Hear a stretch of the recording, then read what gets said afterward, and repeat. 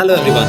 Today I am sharing an astonishing result from the Harvard study of adult development. It has followed people for more than 85 years, making it one of the longest studies of human life ever conducted. The strongest predictor of healthy aging was not fame, cholesterol, and even IQ. It was the quality of close relationship and social connection. So let's get started.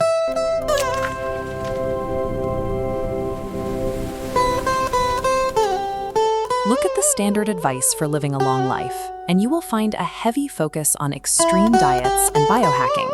But the data points in a completely different direction. This is a vintage photograph of Harvard University, where researchers have spent the last 80 years running the study of adult development. It is the longest continuous scientific study of adult life in history. After tracking generations of participants, the research team arrived at a surprising conclusion. The single most accurate predictor of a long, healthy life is the warmth of a person's social connections.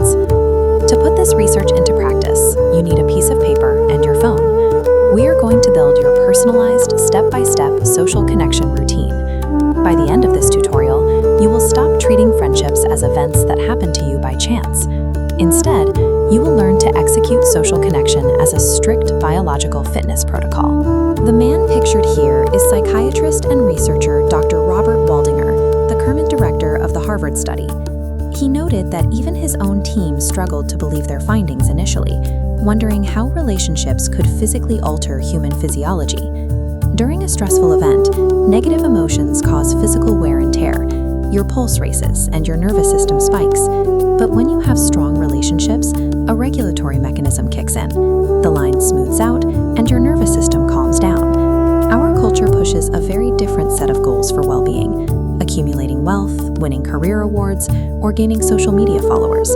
Dr. Waldinger points out that these metrics are highly quantifiable, but they completely fail to trigger that biological stress relief mechanism. People without deep emotional bonds lack this built-in physical regulation. When a stressful event hits, they suffer from unmitigated, chronic physiological damage, whereas those with strong connections recover quickly. True physical health requires these qualitative emotional bonds. Social interaction is a biological necessity. Let's look at the first step on your new social connection routine. Write down 2 locations you visit every day, like your standard commute route, a grocery store, or a local coffee shop. Your task for these locations is straightforward. Make deliberate eye contact and share a brief, polite exchange with the person working there, whether it is a barista or a TSA agent.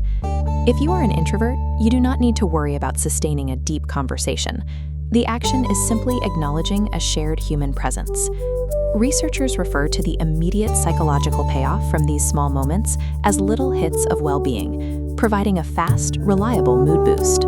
By programming these micro-interactions into your day, you use low-stakes connections to lay the physical foundation for a longer life. This visual compares an actively watered plant to a neglected one. It mirrors Dr. Waldinger's concept for close relationships. If you do not actively cultivate them, there is a stark physical cost to your health. Now, look at step 2, the nurture list. Fill in those 3 blanks with the names of close friends or family members you have not spoken to in the last month. In our modern, screen-focused environment, it takes almost no effort to let these vital relationships quietly fade out over time. People who are highly intentional about staying in touch possess what Waldinger describes as an under-the-radar superpower. Actively nurturing your social ties produces significant medical benefits. Recent data identifies socializing as a direct factor in lowering the risk of clinical depression, stroke, and dementia. Open your calendar app right now. Create a recurring weekly event called Social Check-in to contact one person from your nurture list. Treating close friendships with the same strict discipline as a weekly gym routine serves as a powerful defense against physical and cognitive decline. For the final step, review your nurture list and select one specific, highly trusted individual. This person becomes your designated contact when severe anxiety or upsetting events occur. Having someone available to vent to provides immediate physiological relief. During a crisis, simply hearing a trusted voice forces your body to engage its physical stress regulation mechanisms, neutralizing the damage. Contact this person to officially designate them as your primary call for stress regulation. Then offer to serve as that exact same safety net for them. With this protocol in place, you establish a reliable emergency valve capable of instantly diffusing toxic stress spikes before they harm your body. Review your completed paper. You now have locations for daily micro-interactions, a weekly nurture list, and an emergency venting protocol. The building you see here represents the modern Harvard campus, grounding this system in present-day reality. This routine is the definitive conclusion of the most rigorous continuous adult study in medical history. But a tutorial is useless without execution. Pick up your phone right now. Send a text or make a phone call to one person on your nurture list. It can be as simple as calling your mom. Hitting send is the first completed rep in your new longevity workout. It triggers immediate physiological stress relief and secures your future health.